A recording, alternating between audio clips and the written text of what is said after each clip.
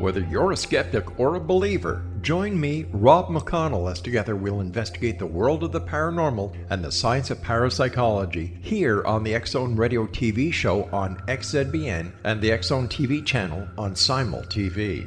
Since 1990, the X-Zone Radio TV show has been the place where people dare to believe and dare to be heard. Together, we'll investigate UFOs, aliens, ghosts, Bigfoot, psychic phenomenon, lake monsters, conspiracy theories, government cover-ups, the truth embargo, alien abductions, ESP, haunted locations from around the world, and so much more.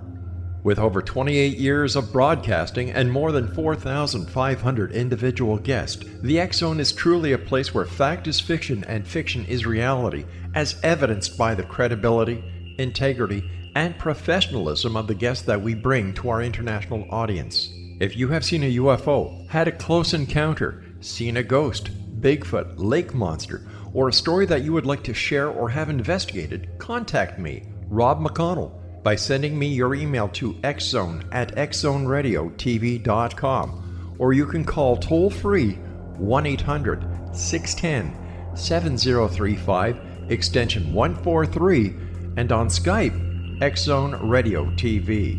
For more information on the X-Zone Radio TV show with yours truly, Rob McConnell, visit www.xzoneradiotv.com or www.xzonetvchannel.com or simultv.com and xzbn.net. Until next we meet here in the X-Zone from our broadcast center and studios in Hamilton, Ontario, Canada, always remember, X-Zone Nation, keep your eyes to the sky and your heart in the light.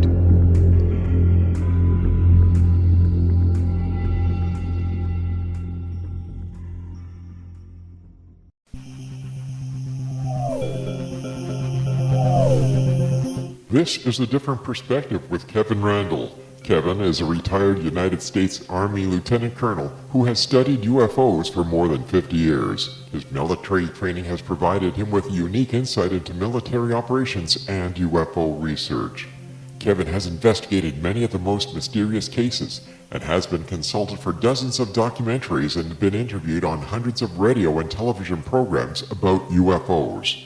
Considered to be one of the leading experts on the Roswell UFO crash, Kevin has written more than 25 books about UFOs, including Roswell in the 21st Century and Encounter in the Desert, a re-examination of the Socorro UFO landing. Now here's the host of A Different Perspective, Kevin Randle. And welcome to this edition of A Different Perspective. I will be joined in just a minute by John GREENWALD, and we all know who he is, but I have a bit of a biography for him, for you if you have forgotten. I was going to do a momentary rant because sometimes I just like to do that.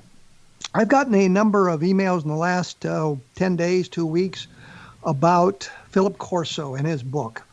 I am absolutely stunned that there are people in the UFO community that give any credence to that work at all. The cover has a lie on it, and I say lie. Philip Corso was not a colonel, as the book says. He was a lieutenant colonel. And when he was questioned about this, he said, well, he had been promoted to colonel in the reserves when he retired, which turned out not to be true. Now, I understand that publishers sometimes make mistakes. In my book, the UFO case book that I wrote a long time ago, it said that I was U.S. Air Force retired. At the time, I was U.S. Air Force Reserve. But the editor thought the R at the end of U.S. Air Force meant retired, and he put it on the book. Well, I called him on that, and he said, well, it was too late to change the cover and fix that. But I had a perfect excuse for it. I hadn't said that. Some guy wrote me a letter or was going to do an article exposing me, saying you couldn't possibly be retired from the military. You were too young, but it turned out at the time the book was published, had I been on active duty for the 20 years, I could have actually been retired at that time. So it was wrong. The point is, Corso, when he was challenged on this and said, why does it say colonel instead of lieutenant colonel? All he had to do was say the publisher didn't understand the difference between lieutenant colonel, and that a lieutenant colonel is addressed as colonel periodically in informal communications, on the telephone, in real life. And that would have been the end of it. But he didn't say that. So that makes the statement on the front of the book a lie. But the point is, throughout the book, there's all these mistakes. And anybody who spent any time in the military, understand convoy operations, realizes his discussion of the convoy to Fort Riley is nonsense, that his description of seeing the alien body in a crate at Fort Riley is nonsense.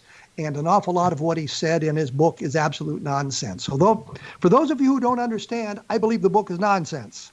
Now that I've got that out of my wheelhouse, John Greenwald, welcome to A Different Perspective. I appreciate that. It's good to be here. I'm going to tell you that John is best known as the creator of the Black Vault website that houses thousands of UFO-related documents obtained through FOIA from a wide variety of government agencies. He has been the master of ceremonies at many UFO conferences and symposiums in recent years and is one of the leaders of the UFO community. I'll buy that. He has spent several months investigating the AATIP program, and we're going to get into that here in a minute. Some of the leaders of the AATIP program and the footage of UFOs taken by the Navy fighter pilots. All of this originated with the TV program Unidentified, Inside America's UFO Investigations. His book, Inside the Black Vault, The Government's UFO Secrets Revealed, takes us on a journey through the secret world of unidentified aerial phenomenon, which we used to call UFOs, by the way, that has plagued the government since the 1940s. Declassified records prove that UFOs are one of the most highly classified subjects. What makes the book interesting is the journey that John took in his efforts to retrieve documents from the various agencies using FOIA.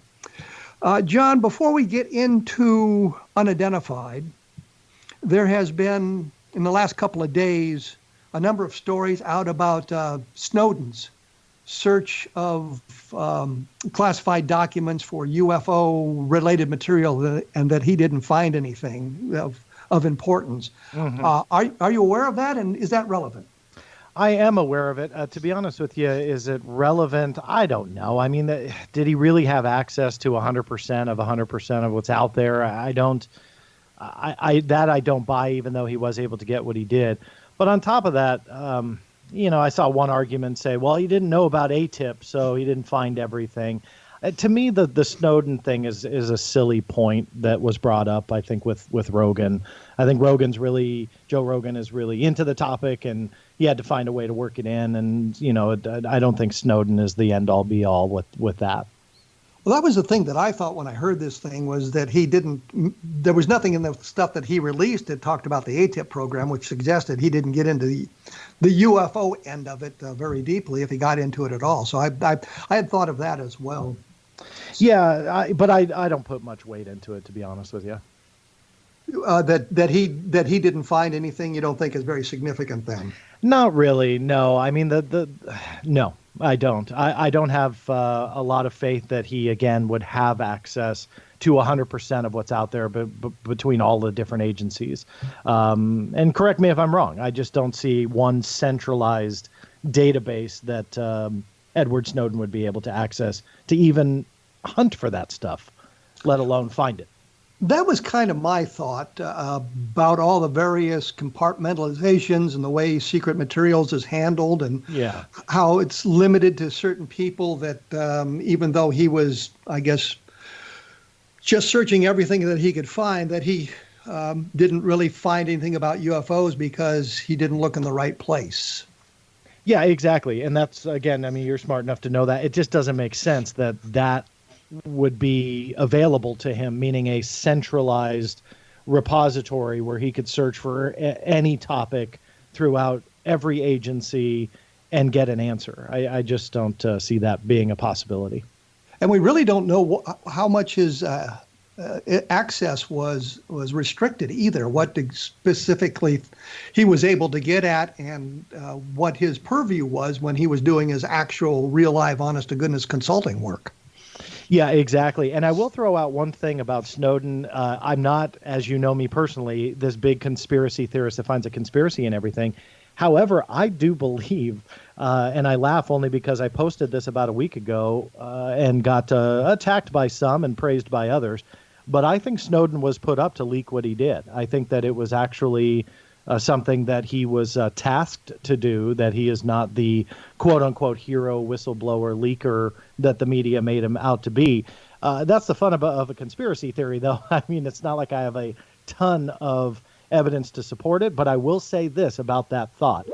When Snowden came out with what he did, they essentially changed and altered all of the FOIA request responses that they would give to anything touching on what Snowden leaked, meaning they were able to shut it down 100% as they gave a GLOMAR response now for everything. And so I think that to me is a little bit of evidence to show that they benefited from that information coming out. Because I'll be honest with you, we didn't learn anything new.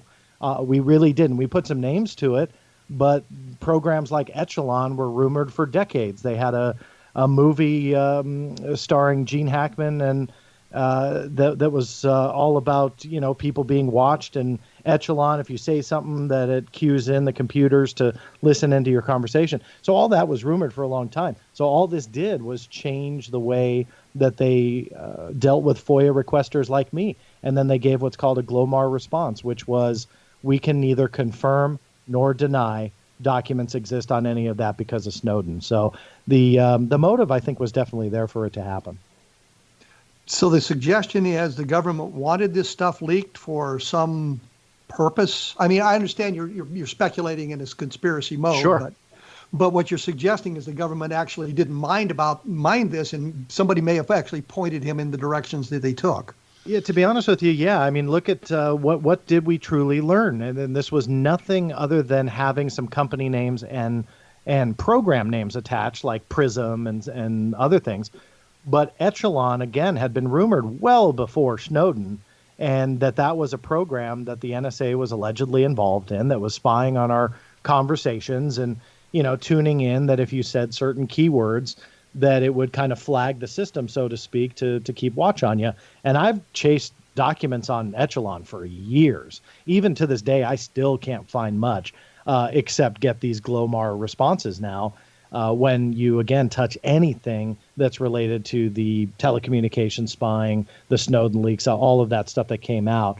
And they have even blamed the leaks of Edward Snowden for them being unable to confirm nor deny the existence or non-existence of records.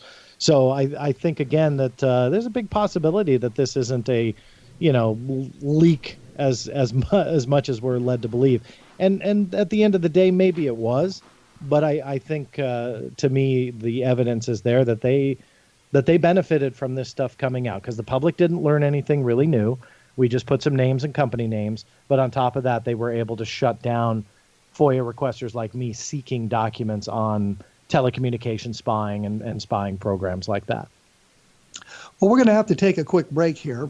I don't want to, but we're going to have to. I'm talking with John Greenwald. We'll get into the AATIP program in just a moment. We were talking a little bit about Snowden's comments about the lack of UFO material that he was able to see. His website, John's website, is www.theblackvault.com. The book is Inside the Black Vault, The Government's UFO Secrets Revealed.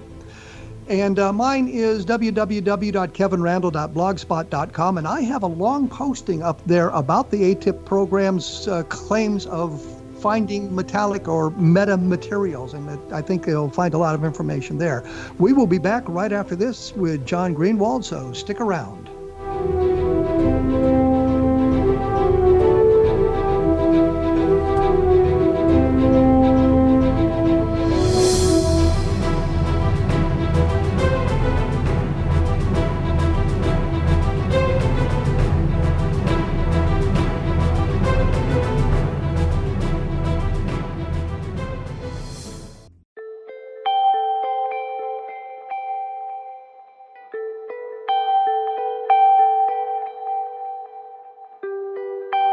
It's hard to listen to the news without realizing we're living in volatile, unprecedented times.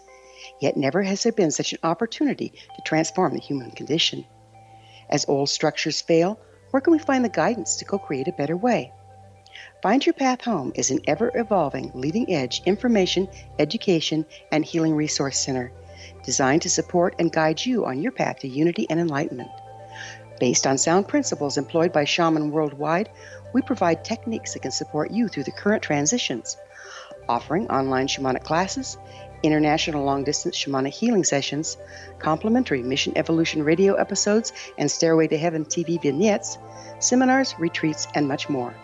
All of this can be found on findyourpathhome.com. So I was watching the X Zone TV channel last night when I was abducted by aliens, and they kept repeating to me over and over again, simultv.com, simultv.com. What's simultv.com? That's what I asked them. They had it written on the side of their UFO. How do you spell that? UFO. No, I mean simultv.com. simultv.com. simultv.com. Right. simultv.com. Interesting that you were abducted by aliens in a simultv.com UFO last night. Oh, yeah? Yeah. Now that you mention it, I remember now last night I was awakened from a deep sleep. My great-grandmother was standing there. She said she'd come from the hereafter to tell me about simultv.com. She even spelled it out for me. simultv.com, sonny boy. simultv.com. simultv.com, sonny boy. Wow. Yeah. Guys, you'll never guess what my psychic guru just told me. simultv.com. Exactly. Are you guys psychic too? Of course. We all know about simultv.com. simultv.com.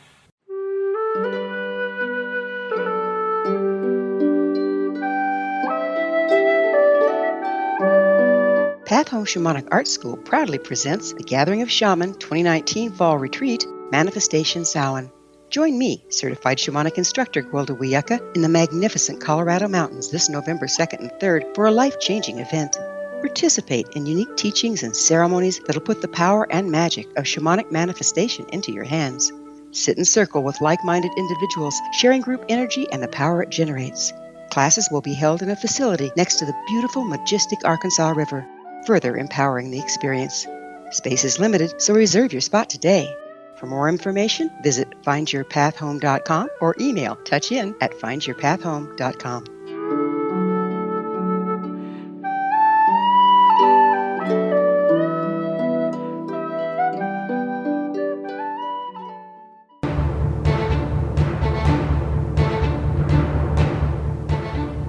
I am joined by John Greenwald. We were talking about Snowden's revelation that he'd found nothing UFO related in the documents that he searched. Before we went away, I wanted to make one comment because I had dealt with classified material for most of my military career, and I understood that it was classified based on the damage it could do to the United States if it was released. Confidential material, if it was released, it wouldn't do a whole lot of damage to anything. Secret material would do a little bit more damage, and top secret could be really, really harmful to our various enterprises throughout the world. So from what you are saying, John, I get the impression that the release of this material by Snowden didn't do a whole lot of damage. To be honest with you, I mean, I think the damage was the public perception for a short time. Those that were paying attention to the rumors of what they were doing weren't that surprised, I think. And of course that they're going to take a hit. But what happens, when the government does something bad? You can't hold them accountable. You just can't, They're run by generally non-elected officials, and what can you do? So they get some bad press. They got to sit and cower in the corner for a year and a half. But now that it's done and out, who, I hate to say it this way, but who cares? And that's the harsh reality to today's society, is that they just move on. Society will care for a year and a half, 2 years, whatever. And the agency sure gets a black eye for a little bit, but they're not going anywhere. There's no accountability really.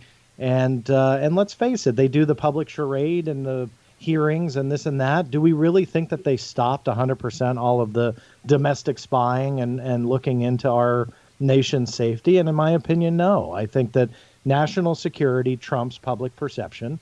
And I think that they will do what they need to do to truly keep our nation safe. And it's actually something I don't necessarily disagree with, to be honest with you. I mean, if they're listening to you and I and, they're taking notes of what I'm saying, great. I got nothing to hide. But I sleep a little bit safer at night thinking that, yeah, they still are looking into the bad boys and girls of our society and trying to weed out the people that we really need to be concerned about. Well, as I said, I dealt with classified materials, and I think of the secret material I saw during my military career. And nothing was very outstanding there. I mean, nothing that if I blabbed about it at the time. And all that secret material, by the way, is now would be routinely declassified because, as you well know, a lot of it is stamped downgraded after 3 years. Yeah. So it automatically is downgraded till it becomes unclassified, the exception being top secret material. But I can't think of anything that I saw that was classified secret at the time that if I blabbed about it now would really harm the United States in any way whatsoever. So I guess it was pretty much harmless, as you were saying, with what Snowden did. Yeah, when you get documents declassified that have never been either released before or after a mandatory declassification review or an MDR, and you see underneath what was redacted for years or even decades, you sometimes scratch your head and go, why was this classified? Why couldn't they tell the public this in 1979 when this document was first released? So I think that that's true for a majority of classified information, where you just kind of wonder, like, what the heck does that even need to be secretive for? But well, I think the last comment that I'm going to make on this, and then we're going to move on to the AATIP program, is that a lot of times the material was classified not because of the information contained in it, but because it could lead back to sources. yeah, And they were protecting the sources. So when you had something redacted and later on you get the clean document, you say, well, why was this classified? It was to protect the source. It might lead back to the source. And I know that in one instance, there was worried about the pictures of Soviet aircraft. And the reason it was classified is it might give the location of where the picture was taken, and that could lead back to a source. So that was why it was classified. Not that we didn't know what all the Soviet aircraft looked like, especially when they displayed them at the Paris air shows repeatedly. Yeah. And that is when you talk about UFOs, that is a very wide net but commonly used exemption, which is sources and methods. But I do stand by it's a wide net, meaning you have to really trust that the government is essentially being honest with you by taking that information away from you, redacting it, saying, well, it's sources and methods. This is exempted under FOIA because it'll reveal a source or a method. And that's a wide net. I mean, it really is, because you can pretty much say anything is a source or method and then essentially exempted under FOIA. So it's a tricky gray area for sure, a frustrating one too. Yes, we all have run into that, I'm sure. Let's move on to Unidentified, Inside America's UFO Investigation. And I think it's Lou Elizondo who was kind of leading that program and was identified as some sort of insider into the investigation of UFOs. And you were looking into some of that. I know especially about his background. Do you find anything interesting? And I know you've been kind of attacked for doing this, but... Yes. Attack is an understatement, which doesn't surprise me, but surprises me. I mean, the nutshell version is when Luis Elizondo first came out with his story in October of 2017, when they did when To the Stars Academy, led by Tom DeLonge, did their pressless press conference, which was a head scratcher in itself, but they did this on-stage press conference. And Luis Elizondo went out there. I was super intrigued. I mean, a lot of people say I attacked him from day one, and I never did. I was like elated because his story, if proven true, was the icing on the cake of what I had kind of researched for 20 years, which was the government does have an active interest in this. It is a threat to national security. It is something that they're not taking seriously, but should. I mean, his story was something that was like, this is great. This was something very positive. And I had filed FOIA requests based on his claims that day that they did that press conference in October. It was before we ever even knew what AATIP was. We knew that there was a DOD, what they called a DOD, like aerospace threat program, but they didn't say AATIP and they didn't say anything like that. They just kind of made it broad stroke in October. It wasn't until December of 2017 that we learned the name. But regardless, I had still filed FOIA requests for it, and I started chasing documents. And within months, come about December, I started seeing that there were some problems with the story. And then get into 2018, and then February, March, Pentagon statements were starting to be issued. The videos that we had seen, the Tic Tac video or the Nimitz encounter, the gimbal video, and then later the Go Fast video, the Pentagon was issuing statements that they were never meant for public release. And when sure, the Pentagon could lie, I get that, but you still have to prove when they are lying, either side. And so the story, in my opinion, started showing a lot of red flags and started to fall apart on the side of Mr. Luis Elizondo, simply because what he was saying was not necessarily matching up with what the spokespeople were saying, and then as time would pass, what the documents were saying. Well, you know as well as I do that if he was speaking out of turn, that they would begin to sort of subtly feed information into the public arena that suggests he might not be a credible source. And so what he was saying would disagree with what they were saying, but they have an agenda. Of course, so does he. But did you find anything that suggested which side was probably closer to the truth? Well, when you really get down to the details of what he was claiming, yes, those red flags, to me anyway, started to show that his narrative was not necessarily verifiable. Then on top of that, he started contradicting, and I'll give you the quick example, Dr. Hal Puthoff, who was a co-founder of To the Stars Academy and who worked on the AATIP contract, which eventually either was AATIP or AATIP was bore out of it. But regardless of which is true, Dr. Hal Puthoff's participation in that through Bigelow Aerospace is not disputed. His definition, Dr. Puthoff's definition of what AATIP was that it wasn't a program at all. AATIP was simply a name for, again, that OSAP program. However, when you listen to Mr. Luis Elizondo, he's saying, well, AATIP was its own program. It was not OSAP. OSAP had a different director, and he paints this whole different picture. Now, Kevin, you and I both know, to researchers and investigators, those types of details, when you talk about government and military programs, actually matter. They really do. I mean, if you want to get and verify things and fact check, those types of things, like if something is a program or not, really does matter. And so the story in that respect really did start to make me question it. But here's the kicker. Fast forward to June 1st of this year of 2019, and The Intercept, authored by a journalist, investigative journalist, Keith Clore, the Pentagon finally issued a statement on Mr. Luis Elizondo himself, and they stated in writing that he had no responsibilities on the AATIP program whatsoever. And essentially what they were saying was, if you're the director of something, you've got responsibilities. And to the Pentagon, he did not. Now, I'll interrupt here because sure, for two reasons. One is one thing that I noticed in the programming, the Unidentified, they never gave his rank. They never said exactly what he did in the military and what rank he obtained, which to me was a kind of a red flag. And secondly, I will say we're going to have to take a quick break here. I am joined by John Greenwald. He of the Black Vault fame, www.theblackvault.com, and his book is Inside the Black Vault, The Government's UFO Secrets Revealed. And we'll talk more about the Luis Elizondo and the To the Stars Academy and all that sort of thing when we come back. And as I say, I'll have more information available at my blog at www.kevinrandle.blogspot.com. And in fact, there is actually more information about that up even as we speak, so you can take a look at that. I will return with John Greenwald, so stick around.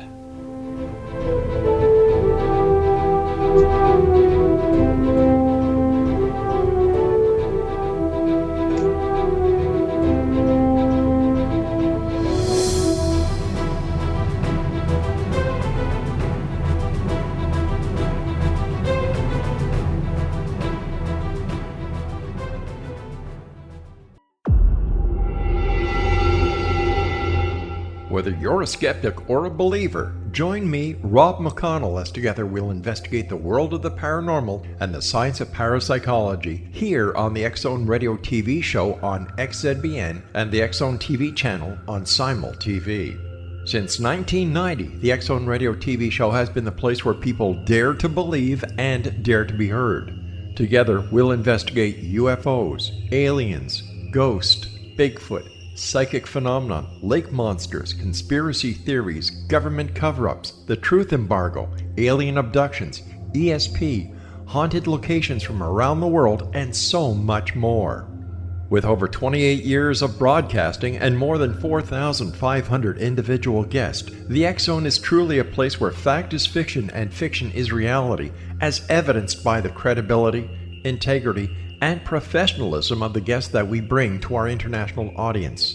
If you have seen a UFO, had a close encounter, seen a ghost, Bigfoot, lake monster, or a story that you would like to share or have investigated, contact me, Rob McConnell, by sending me your email to xzone@xzoneradiotv.com, or you can call toll-free 1-800-610-7035, extension 143, and on Skype, X Zone Radio TV.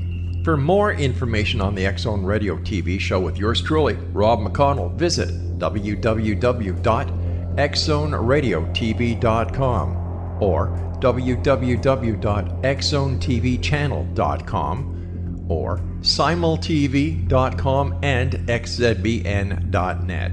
Until next we meet here in the X Zone from our broadcast center and studios in Hamilton, Ontario, Canada, always remember, X Zone Nation, keep your eyes to the sky and your heart in the light.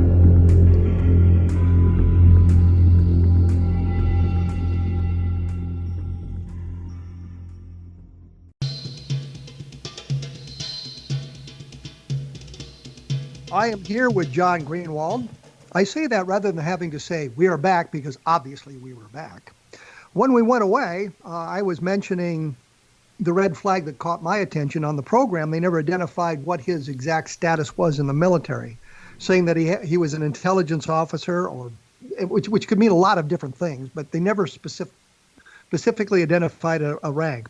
And what I wanted to say before I get John back here for more comment was that in the military, the highest ranking person isn't necessarily the one who is most versed in the topic. We have what they call subject matter experts.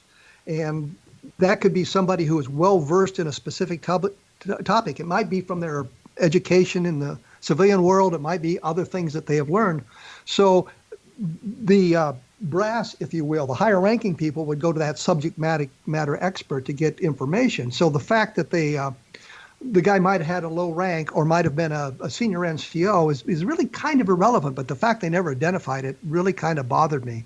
And the one thing I'll point out, at one point in Vietnam, I was the senior officer available for duty. I was a 20-year-old ward officer, and I was a senior officer, and it sounds really great, it was really this great combat story. And what it was is we had evacuated all the aircraft, and my aircraft, as we were pre-flighting it to take off for the evening, the co-pilot found the tail rotor linkage was damaged and we couldn't take off. So by virtue of being an aircraft commander and having been in the unit the longest, being left behind, I was the senior guy there. It's not really quite as exciting as it sounded, but it's a great story to tell people. So the fact that they're not identifying his rank bothers me a little bit, but there might be reasons for it. But John, you found other red flags that bothered you as well, right? Yeah, and on the rank issue, in the eyes of the DOD, in his position there, he was considered a civilian GS-15, and that is verifiable via paperwork that came out through FOIA later on. Now, that wasn't available, from the get-go. I filed quite a few different FOIA requests for various things, but the GS-15 designation for him was put on what's called a DD Form 1910. And what I did was track down the documents that Mr. Elizondo used to get those 3 videos declassified. And yes, there were only the 3 videos. And on there was a GS-15, essentially civilian rank for him. No military rank, but he was a GS-15. So, yes, the red flags continued. I mean, with the Pentagon stating he had no responsibilities on this program, that to me, I didn't believe it. When I was called for comment on that, I honestly had to verify it, because even though, when you're told something like that, I had investigated him for a long time. I never really floated the idea that he just didn't work on the program. I felt very strongly that the program was potentially not only not a UFO program, but maybe didn't even, deal with UFOs at all, because there was a big indicator that was not the drive of that AATIP program. So this Pentagon UFO study that we were being fed from the mainstream media, sourced to Mr. Luis Elizondo, I thought for a long time that there was no UFO connection at all. Now, as time went on, the Pentagon finally did address that AATIP did investigate unidentified aerial phenomena, but they never really pinpointed how much, meaning it could have been an aspect of it. It could have been the entire program. I don't know. For me, that's the fun of investigating, is that you formulate these theories based on the evidence you have on a Monday. And Tuesday, when more evidence comes around, then you got to take the next step. And either you confirm your theories or you discount them. And in this respect, the non-UFO connection whatsoever was kind of discounted when they said, well, yes, it did deal with UAPs. Now, but wouldn't you say that the military, especially the Air Force and probably the Navy, has a responsibility to investigate the UAPs which are penetrating our airspace illegally, whatever those UAPs might be? Absolutely. And I've stood by for a long time, and this is where I actually agree with To the Stars Academy, and this is where they get the most flack from their fans, is that I believe that there is a large threat potential behind whatever these UAPs are. Now, I'm not speaking for you, but I would think that you would agree with that just because of how you just termed your question there. They are encroaching on military installations, whatever it is. The Navy has admitted that, and that's something that, I think we can all agree on is potentially a threat. To the general public, though, they saw that narrative in Unidentified and were actually upset over it, that they were trying to pitch this, threat potential or threat narrative behind whatever UAPs are. I actually agree with them on it. I don't know why the public is so adverse to the fact that these are a threat, because they are. They're going in and out of places they shouldn't be whenever and wherever they want. So again, Chinese, Iranian, alien, American, whatever they are, it's potentially a problem here. So I agree with that aspect that there's a potential threat here. So that is why I was going back to the beginning. I was excited when he came out, because for years, for anyone who had ever sat in one of my lectures, which I love doing, or listened to radio interviews, which I equally love, I talked about the fact that why wouldn't they look into this? That there was a well-documented history of a phenomena, whatever it is, encroaching on military installations, and they we can take a look at the Belt, Montana case from the 1960s, where some phenomenon was seen over missile silos and shut down a whole flight of missiles so that they couldn't be launched. So you have an outside influence that is capable of affecting our ability to retaliate if we're attacked. And if the Soviets had that capability, that's a major threat. Yeah. And if it's not the Soviets, it's still a threat, because somebody outside our chain of command, outside our military facilities, has the capability of impeding the launch of missiles if it came to that. Yeah. And there's a lot of examples of that threat. Now, going back to Mr. Elizondo's claim and what he has really said in a lot of interviews, which became a big red flag for me when official documents started showing up, was how Mr. Elizondo described the three videos that we know as the FLIR 1, the Gimbal, and the Go Fast, which are those unidentified aerial phenomena videos shot by the U.S. Navy, and they can't figure out what they are. And on the official form that Mr. Elizondo filled out, again, this is all verifiable, nothing leaked, this is verifiable through FOIA, that Mr. Elizondo filled out that form, and he described those videos as being UAVs, or unmanned aerial vehicles, balloons, and UASs, which are unmanned aerial systems, or I think aircraft systems. Unmanned aircraft systems is the other way they defined UAS. So essentially drones and balloons is how Mr. Elizondo described these things. I also went out, now the question mark is why, and I don't have an answer to that. Because what he was filing to, for those who aren't aware, is these videos needed to be reviewed for usage. And that usage was defined by Mr. Elizondo in his request as United States government use only. Those were his words, not mine. And in addition to that document that I went after, I sought his emails that went back and forth between Mr. Elizondo and DOPSR.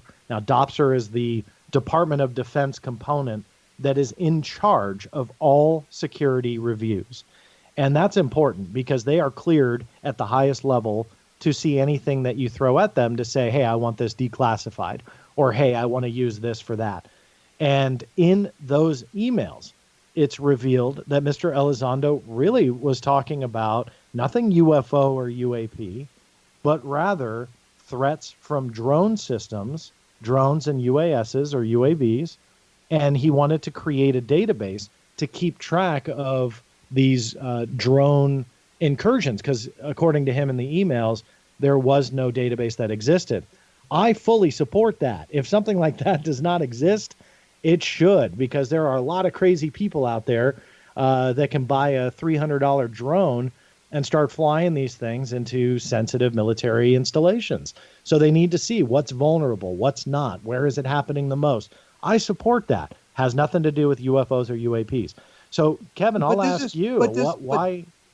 Go ahead. I'm sorry. Go ahead. No, that's okay. I was just going to say, why is there this like 100% narrative about drones and balloons on documents that Mr. Elizondo may have never thought we'd ever see? And I go after him, and it reveals this entirely different story. Why is that? Because the use of UFO or UAP would be a red flag to the Pentagon, and they would stop the release of the stuff. Well, okay, two ways to look at that, though. DOPSR never was asked for this to be a public release. In the emails, Mr. Elizondo floated that idea later, but they never approved it. But on top of that, they've issued statements on UAPs. So they're not afraid of the topic. And in fact, they've even gone a lot farther than I ever thought they would. Well, let me break in here, and I'm going to have to take a break in just a second. But the question that comes to mind, what exactly was Elizondo's job? Well, do we know what he was supposedly doing? I mean, what activity did he have in the AATIP program? I know you're coming up on a break, but to quickly answer that, he was on his resignation letter. He signed it as the director of the National Programs Special Management Staff within OUSDI, which is the Office of the Undersecretary of Defense for Intelligence. That was his official title. We're gonna have to break. It's www.theblackvault.com. John Greenwald's written the book Inside the Black Vault, and my blog is www.kevinrandle.blogspot.com. We will be back and finish this discussion up with John Greenwald right after this, so please stick around.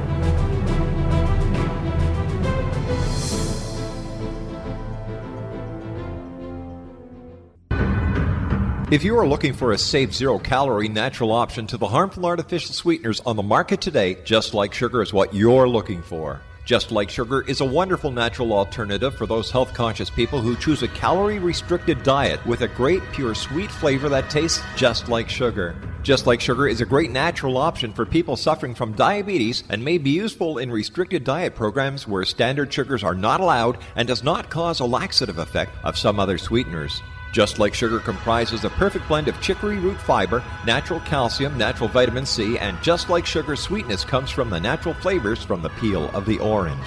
Just Like Sugar is a natural alternative to harmful artificial sweeteners and will change the way that you believe all natural sweetener products taste.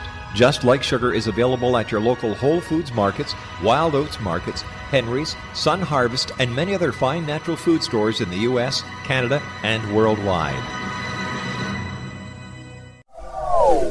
They are here, and they've been here for thousands of years, making their presence known in the shadows. They might be seen by a lonely motorist on a deserted road late at night, or by a frightened and confused husband in the bedroom he is sharing with his wife. But who are they? What do they want? Why are they here? Perhaps most concerning, has the government been aware of their presence all along? The new book by Eli Marzulli, UFO Disclosure, The 70-Year Cover-Up Exposed, delves into the world of UFOs. Can full disclosure be soon? Order now and receive a free hour and 37-minute DVD on the UFO phenomenon. UFOs are real. Get both the book and the DVD, a $40 value, for only $19.99. To order your book and DVD today, go to lamarzulli.net. That's LAMARZULLI.net. You have heard of the X Zone? Now watch it on Simul TV, plus 500 video games, live TV channels, free video on demand, worldwide, and more. Does this sound like tomorrow's television? Well, it is, but you can have it today, right now. It is Simul TV. Simul TV offers what the others only wish they could provide. 15 exclusive channels like X-Zone, Sci-Fi, and Horror. We are worldwide. No other provider offers that. 500 built-in video games. No need to have an extra expensive system. We have them included. Free video on demand. Live streaming events from around the world, interactive online network, and much more. Tomorrow's TV today. Simul TV. Sound too good to be true? Well, it's not. You can have Simul TV today. Sign up at simultv.com. Do it today.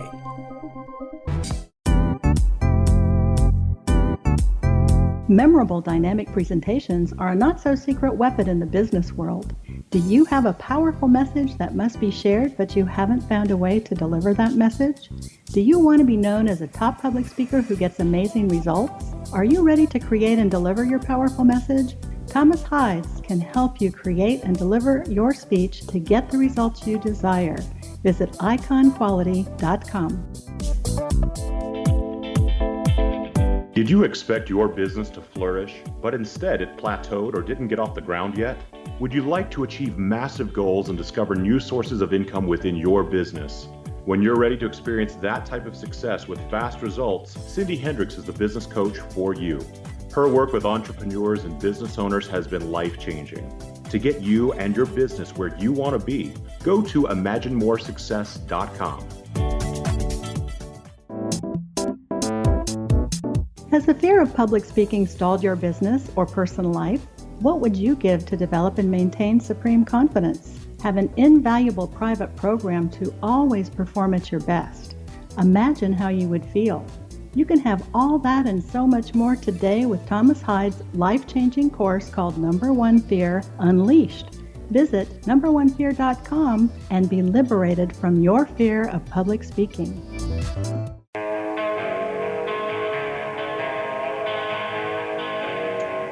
John Greenwald is the guest. We're talking the AATIP program and Luis Alexandro's role in it. When we went away, you described, you gave us the name of his position. It sounded to me, by the way the government does these things, that he was a human resources guy as opposed to an investigator. Well, I don't want to take away from his position, because I'll be honest with you, he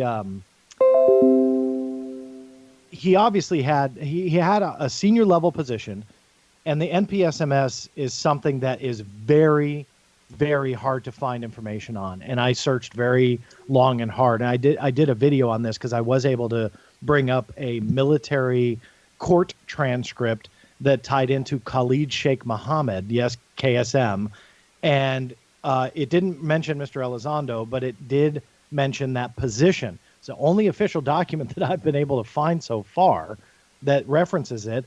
And in short, they talk about how they were the quote-unquote special access program people, or the SAP access people.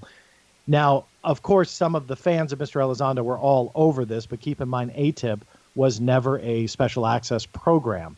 Harry Reid tried in 2009, which was pretty abnormal for a senator to try and do that. But that aside, he tried, and it's been reported, and no one's ever confirmed that AATIP was ever a SAP program. But regardless, that is kind of his office. So he was responsible for giving people, in my opinion, giving people or clearing people for access to some of those special access programs, or the SAPs. So he had a pretty important job. I'm not going to take that away from him. And I'm sure he saw quite a bit in his day. But it also, his position paves the way. This is just a working theory, but paves the way for him to have knowledge about AATIP because it probably crossed his desk. Not because it was a SAP, but rather because Harry Reid had to put Luis Elizondo's name on a cleared list of people that would have access to it, because he was the one responsible for clearing that access to SAPs. Now, again, the SAP was denied. However, Luis Elizondo's name ended up on Harry Reid's letter. The Pentagon, again, looked at that letter, confirmed it, and said that does not change their stance. So it's the long-winded way of saying he did have a very important position, but nothing indicates that he was involved in a UFO program. If it comes out tomorrow, awesome. I'll help him disseminate the evidence. I've offered that to him personally and privately, although he ignored the email and message. But I've also done it publicly, that if they have something to counter what the Pentagon has stated about him, that I would help them disseminate it. And they have not been able to produce anything. That only evidence that has been produced was by George Knapp and that 2009 Harry Reid letter, and the Pentagon quickly shot that down. Well, then the question becomes, does this really have anything to do with UFOs or UAPs? Or is that something else going on here? I get the impression that we're not really dealing with UFO investigations. We're dealing with something else. Well, to be honest with you, I mean, that's the question of the year right now, is how much a UFO, quote unquote UFOs, played a role in this, if at all. Now, going back to the drone thing, because I think this is really important and relatively fresh, just weeks ago, I got a batch of internal United States Air Force emails about unidentified aerial phenomena. And 100% across the board, internally, the United States Air Force has been communicating with each other, including the spokespeople and other higher-ranking military officers, about UAPs, and that they are simply drones and UASs. In fact, UASs was what they stressed the most. And for those who don't know, a UAS versus a drone is it refers to not only the drone, but also the operator, him or herself, rather than just the craft. So that's the difference of what UAS is. But that's what they were referring to. And I even have found an email from the Air Force spokesperson, internal, that said, all this hoopla, and I'm paraphrasing here, but all the hoopla about the quote-unquote UFO guidelines, as reported by the media, was simply about unidentified aerial systems. And yet the media turned it into UFOs and aliens. And she did say UFOs and aliens. In other words, the stance of Mr. Luis Elizondo, the stance of the U.S. Navy, and the stance of the communications between Elizondo and Dopser all show that what we're dealing with here are drones and UASs.